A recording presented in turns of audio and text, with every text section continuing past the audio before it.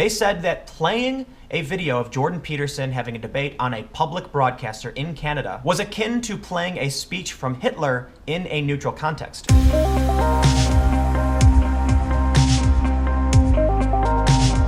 People often ask me what university I went to. They say, "Tim, where did you go to school?" And the truth is, I didn't. In fact, I never even finished high school. I've never had a very good opinion of institutionalized learning facilities. Personally, I think that they restrict a person's ability to develop critical thinking and problem-solving abilities.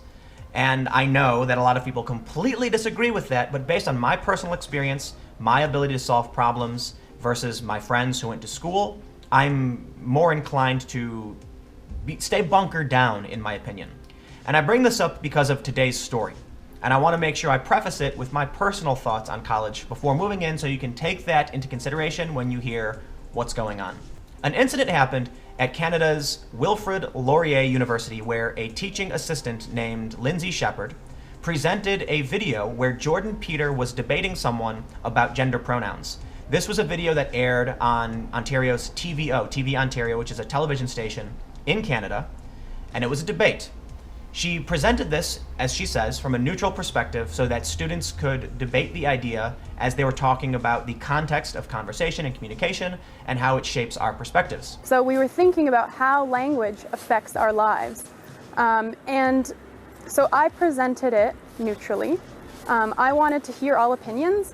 And the thing is, when you start off with, "This guy sucks, don't listen to anything he says," I mean, there's going to be people right there who will not say anything now.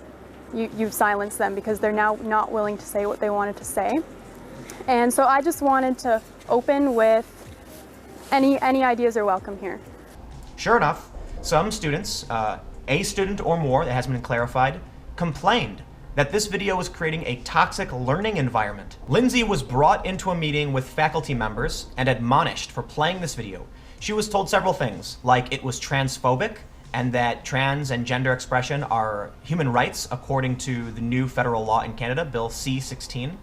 They said that playing a video of Jordan Peterson having a debate on a public broadcaster in Canada was akin to playing a speech from Hitler in a neutral context. But not just Hitler, Milo Yiannopoulos too. They said that playing this would be like showing a speech from Hitler or Milo Yiannopoulos from Gamergate. So this is basically like playing, not to kind of do the thing where everything is kind of compared to Hitler, but this is like neutrally playing a speech by Hitler or Milo Yiannopoulos from Gamergate. This is the kind of thing that departmentally, in terms of like critical communication studies and in terms of the course of what we're trying to do, is diametrically opposed to everything that we've been talking about in the lectures. Now, because she played this video, she has been told she must now submit her lesson plans to her supervisor in advance, that he may sit in on her next few classes, and she must not show any more controversial videos of this kind. Keeping in mind, the video that they deemed controversial was a debate on a public broadcaster in Canada. Could you imagine something airing on CNN and universities not being allowed to show that because students say it creates a toxic environment? The video in question was a debate that originally aired last fall on the well-regarded TVO news show The Agenda, hosted by Steve Paikin, when Peterson's YouTube lectures about the dangers of the then-looming federal bill C-16 first went viral. And it was in the context of this bill, which added gender expression and gender identity to both the Federal Human Rights Act and the Criminal Code, that Peterson first publicly criticized the use of gender-neutral pronouns, such as ze and zer and they, and found himself in a free speech battle. The bill received royal assent in June and is now law. We often hear these stories, that universities are overwhelmingly progressive, that these universities are being overrun by regressive leftist politics. We saw Evergreen in Washington, where students actually smashed windows and held faculty members locked in rooms. We've seen Berkeley with Free Speech Week. When I was in Berkeley not too long ago for Free Speech Week, I spoke with several students. A couple of them told me that although they were progressive, they were fed up with students pulling fire alarms, occupying buildings, and being disruptive. These were kids who said that they paid their tuition and wanted to get an education. Even though they considered themselves progressives, they were tired of the overt activism that was obstructing their opportunity to learn. Jordan Peterson has hundreds of thousands of followers, has raised hundreds of thousands of dollars, and his Patreon is in the mid to high tens of thousands per month. This is somebody with a very large following and a lot of support. So if a university says that you cannot present this person's ideas so that students can engage with them, you're almost lying by omission. This is somebody who is extremely culturally relevant. He has a lot of support in the public, and what he's saying is being debated on public television. It would be a disservice to college students to not expose them to what is happening in society. And that was essentially Lindsay Shepherd's argument, that this is happening in society. She asked, are we supposed to just comfort these students, shield them from what's actually happening? And this is why, in my opinion, this is one of the reasons why I've never felt that colleges are a good place to learn. When I was younger and my friends were starting college, I saw this kind of behavior. I had a friend who wanted to be a music manager. They wanted to work in the music industry. And so I asked them what they were doing to get into the music industry. And what they told me was they were in their third year of university. I asked them, have you ever managed a band? No. I asked them, did you ever organize a show? No. Have you ever in any way worked with a studio or any music industry professionals? No. They were sitting in a building for 3 years thinking that was going to give them the experience they needed to manage bands and work in the music industry. At the same time, I had actually managed a band which opened for a massive sold-out set with 5,000 attendees. It was a huge party. And they asked me how I did it. And I said, I just went and did it. Seriously. Paradoxically, I find colleges a bit insular. The people who are there are interested in one perspective. They all tend to share their political beliefs. And we've heard time and time again that people in colleges are scared to speak up for certain reasons. Not too long ago, I went to Columbia because Mike Cernovich was going to be speaking there, and students protested. I interviewed some of the students there who consider themselves to be centrist or left-leaning, and they felt similarly to how the students in Berkeley felt, that these are ideas coming from people that we should talk about, and that by simply protesting every time it happens or trying to shut down the communication, you're not actually dealing with the problem. And to go further on the issue of where they compared Jordan Peterson to Hitler, simply by showing a Jordan Peterson speech, that was somehow showing a Hitler speech, the Huffington Post has presented Jordan Peterson's ideas more than once. Does that mean the Huffington Post is showing Hitler speeches?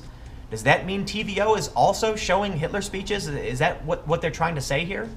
It seems like the politics at these universities is so far removed from what is actually happening in society, and they continue to digging in. The more they say you can't show these ideas, the more they are separating themselves from mainstream culture and society. As I mentioned, Peterson he's a controversial figure, but he has a massive following. And he's not the only one. There are many academics with large followings. There's Brett Weinstein, for example, who came out of the Evergreen incident, where students were smashing windows and protesting in a similar fashion. And this creates a backlash, a Streisand effect, if you will. That when they try to shut down these ideas, it just makes them stronger. The only honest approach to someone like Jordan Peterson or someone like Brett Weinstein or even someone like Milo Yiannopoulos is open debate. What seems to be happening is the conflation of speech with violence, and that's where the line is being drawn. Jordan Peterson speaking about his views, be it controversial or otherwise, is not violent. They in no way cause physical damage to an individual. Jordan Peterson is essentially the light version of the real world. If you can't handle an opinion from someone like Jordan Peterson, God help us if these young people actually have to go out into the real world where they're going to meet hardcore actual racists who are walking around in their communities. I don't see how they're going to be able to deal with television programming, movies, if they can't handle the opinions of one University of Toronto professor. Look, people often tell me that I'm not biased or that I'm neutral, and I've never stated that to be fact. I certainly have a lot of opinions. The only thing that I try to clarify is that when it comes to being on the ground and witnessing events, I'm not going to lie about who did what or why. I'll show exactly what happens. And I have absolutely no problem interviewing social justice activists and the left who completely disagree with Jordan Peterson. But it seems like we're in a strange time here where free speech is no longer considered free, where controversial ideas or opinions are considered violent or causing unsafe environments and threatening the safety of students. We've seen this time and time again, students claiming that colleges are homes and not learning facilities. Now let me tell you a story, a personal anecdote about my friend and his company. He had started a social media management company and originally only wanted to hire college grads because he felt that they were more likely to be qualified. Social media, college students, they probably know what they're doing, so let's do that. But he encountered several problems.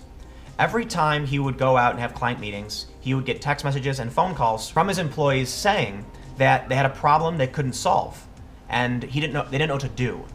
He told them to just try and figure it out. A client might have posted something stupid to social media, or a website wasn't allowing them to log in or something like that, and he would come back every time with these people unable to solve the problem.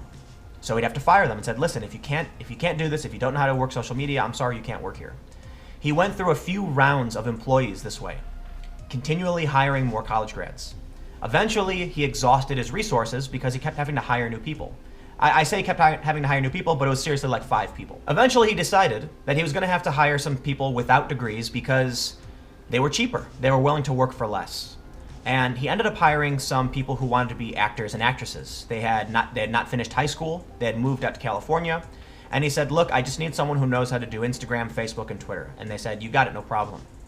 And sure enough, when he went out to his client meetings, trying to do sales, trying to bring in new clients, he didn't receive one phone call. And he came back and asked them what happened. And they said, no problem. We took care of everything. He asked them if there were any issues. And they said, oh yeah, there are some issues, but we took care of it, no problem. And what he said to me was, he felt that the reason these high school dropouts were able to solve the problem was because these were 2 young people that he'd hired who had decided they knew what needed to be done. They weren't going to go to school. It wasn't for them. They were going to pack up their belongings and move to California and figure it out. Whereas the college students were people who just did what they were told their entire lives, spending literally their entire lives up until they were 22 or 24 in an institution where people told them what they should or should not do, when they should do it, and how they should do it. The people he hired were people that said, I don't need someone to tell me what to do. I know what to do, and I'll figure it out. So naturally, as you can see, I obviously have my biases. I don't claim to be neutral on issues of free speech and free expression, and I never have.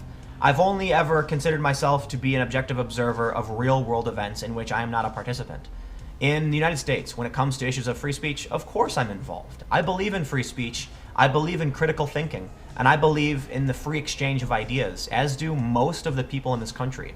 But it seems like we're looking at universities, and I understand, right? This is a Canadian university. It's different from the United States, but we share culture, and we've had these problems at our colleges too.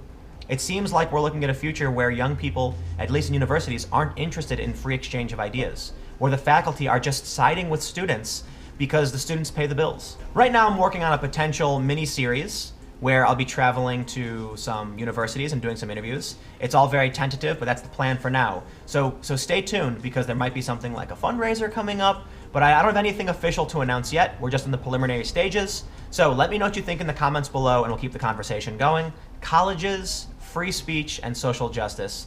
Let me know what you think, and again, we'll keep the conversation going. If you want to support my work, you can go to timcast.com/donate, give whatever you'd like or give nothing at all. My videos are always free and available every day at 4 p.m. And you can follow me on Twitter for breaking news and live streams from around the world at Timcast. Thank you all so much for watching, and I will see you tomorrow.